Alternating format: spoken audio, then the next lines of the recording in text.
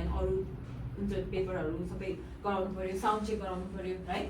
त्यही भएको भएर 10:30 बजे बोलाउँछु तपाईँहरूलाई, 10:30 बजेदेखि 11:30 बजे बोलाउँछ। आफ्नो टाइम हेरेर टक्क आउने, टर्न आउने, टर्न खाली पेट टर्न भरि पेट आउने, खाली पेट टर्न खाली भरि पेट आउने, भोक कति पनि नलागो त्यति बेलासम्म ल मेरो चाहिँ 3-4 घन्टा म यति खाएपछि फुल हुन्छु भनेर आउनु, राइट? अनि आउने बेलामा हजुरको अब ब्याग हुन्छ नि लगेज, अब त्यसमा चाहिँ मोबाइल वाच है त्यस्तो केही पनि अलाउ छैन भित्र।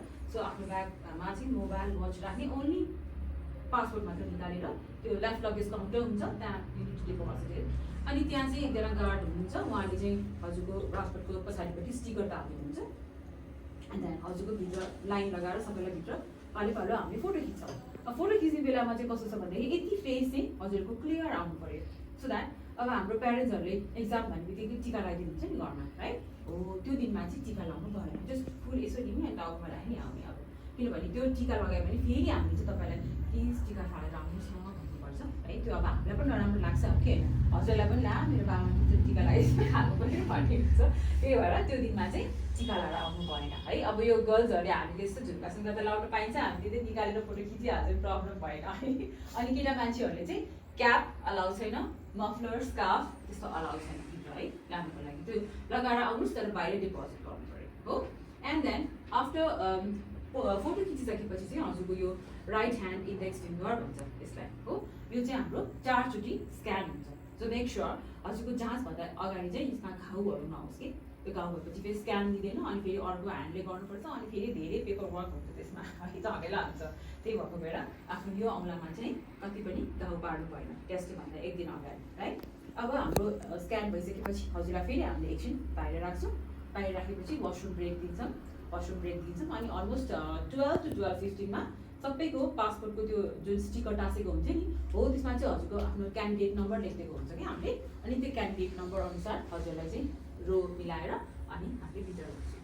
अब as you all know it's IELTS भनेको चाहिँ एउटा के हो, इन्टरनेसनल लेभलको टेस्ट हो, राइट? अब इन्टरनेसनल लेभलको टेस्ट हो, द्याट डजन्ट मिन अब हामीले चाहिँ ऱ्यान्डमली जो मलाई त्यहीँ घुमिरहेर भित्र छिर्दैन, फेरि हजुरले भित्र छिर्ने बेला पनि फेरि एकचोटि स्क्यान हुन्छ हजुरको यो इन्डेक्समा, फेरि स्क्यान हुँदै बल्ल हजुर भित्र जानुपर्छ।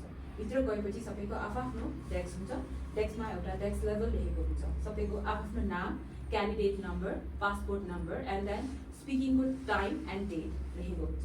अनि इन्भिजिलेटरले हजुरलाई चाहिँ एस्कर्ट गर्दै त्यो आफ्नो पासपोर्टमा हुन्छ नि स्टिकर, त्यसमा चाहिँ क्यान्डिडेट नम्बर तिरेर अनि सर र हजुरलाई लगेर राख्नुहुन्छ, है? अब अर्को कुरा चाहिँ मैले के भन्न खोज्छु भने जस्तै अब हाम्रो एक्जाममा 11-12 को ब्याचलरको जुन एक्जाम हुन्छ नि, अब हाम्रो त यहाँ साथी यता पनि साथी ओइ के गरिस् यस्तो के हो भनेर हामी सोध्छ नि, हो त्यहाँ सोध्न एकदम सख्त बनाइछ हजुरलाई, है? अब त्यहाँभित्र गइसकेपछि चाहिँ इन्भिजिलेटर इभन हामी सुपरभाइजरले चाहिँ यो इन्टरनेसनल लेभलको टेस्ट हो भने त्यो स्ट्यान्डर्ड मेन्टेन गर्छौँ भने वी एक्सपेक्ट तपाईँहरूले पनि त्यो कुरा मेन्टेन गरिदिनु पऱ्यो, हो?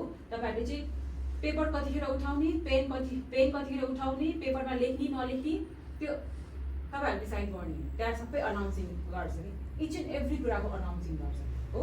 अब पेनले लेख्ने हो, डकुमेन्ट्स पेनले लेख्ने हो कि पेन्सिलले लेख्ने हो, अब लेख्ने हो कि होइन, त्यो सबै कुरा के गर्छ, अनाउन्सिङ गर्छ, सबै कुरा भन्छ। तपाईँहरूले चाहिँ केही कुराको पनि टेन्सन लिनु परेन। जस्ट एउटा कुरा चाहिँ के भन्नु पऱ्यो, तपाईँलाई केही पनि प्रब्लम पऱ्यो भने चाहिँ जस्ट रेज अ ह्यान्ड, अनि इन्भिजिलेटर आएर तपाईँलाई भन्छ, हो कति प्रब्लम एनिथिङ भनेर सोध्छ, अनि तपाईँले भन्नुभयो ओके मेरो हेडफोनले काम गरेन, अथवा मेरो पेनले लेखेको छैन, मेरो पेन्सिल लेखेको छैन, मेरो डेस्क हल्लियो, काइन्ड अफ त्यस्तो हुन्छ इस्यु त्यहाँ, है? हो त्यो भन्नु पऱ्यो आफूले, है? ओके मलाई यस्तो भयो, मैले कसलाई भन्ने, अब भन्ने कि नभन्ने त्यस्तो गरेर बस्नु पर्छ, त्यो दोधार भएर बस्नु चाहिँ कति पनि भएन। आफूलाई केही पनि प्रब्लम पऱ्यो जस्ट हात उठाएर बोलाइहाल्ने, उहाँहरूले आएर तपाईँलाई सोधेर तपाईँको इस्यु तुरुन्तै सल्भ गर्नुहुन्छ। उहाँले सल्भ गर्न सक्नुहुन्न भने हामीलाई बोलाउनुहुन्छ, हामीले आएर ल के भयो तपाईँलाई बिराम भयो, टाउको दुख्यो, पेट दुख्यो, वासरुम जानु पऱ्यो, केही भयो, हामी तपाईँको चाहिँ इस्यु सल्भ गर्छौँ। ओके अब हाम्रो चाहिँ के छ यो, है? तपाईँको डेस्क लेभलमा एउटा यो डिभिआर सिट भन्ने हुन्छ, है? यो चाहिँ अब हेर्दाखेरि जस्ट पेपर केही फरक पर्दैन भन्ने हुन्छ, तर यसमा चाहिँ कस्तो तपाईँको सबै यो ह्यापमा आएको जुन यो डिटेल्सहरू छ नि, यो डिटेल्स तपाईँले यतिखेर राम्रोसँग चेक गर्नु भएन भने यहाँ के गरी मिस्टेक रहेछ भने तपाईँको टिआरमा पनि सेम त्यस्तै मिस्टेक नै आउँछ कि, ओके त्यही भएर हामीलाई चाहिँ यो पनि सबै अनाउन्सरले भन्नुहुन्छ अनाउन्स गर्नको लागि कसरी हामीले भर्ने भनेर अब मैले यहाँ सर भनिदिन्छु यहाँ चाहिँ तपाईँको family name given name date of birth अब gender passport number module first language nationality and then address अब हाम्रो चाहिँ एड्रेसमा चाहिँ केही पनि प्रब्लम हुँदैन जे लेख्दै पनि अब काठमाडौँ अथवा पोखरा स्याङ्जा जे लेखे पनि you can right why because हामीले चाहिँ त्यो तपाईँको पर्टिकुलरली एड्रेसमा पठाउँदैन राइट अब सेल्फ क्यान्डिडेट हुनुहुन्छ सपोज तपाईँले आफैले नै अनलाइन बुक गरेर त्यसले बुक गर्नुभएको छ भने हामीले तपाईँलाई फोन गरेर ल तपाईँको टिआरएफ आएको छ भन्छौँ अदरवाइज तपाईँले कुनै कन्सल्टेन्सीबाट जस्तै अब हाम्रो यहाँ बियोन्डबाट तपाईँले टेस्टले बुक गर्नुभएको छ भने तपाईँको सिधै टिआरएफ यहाँ बियोन्डमा आउँछ तपाईँ लिन आउनु परेन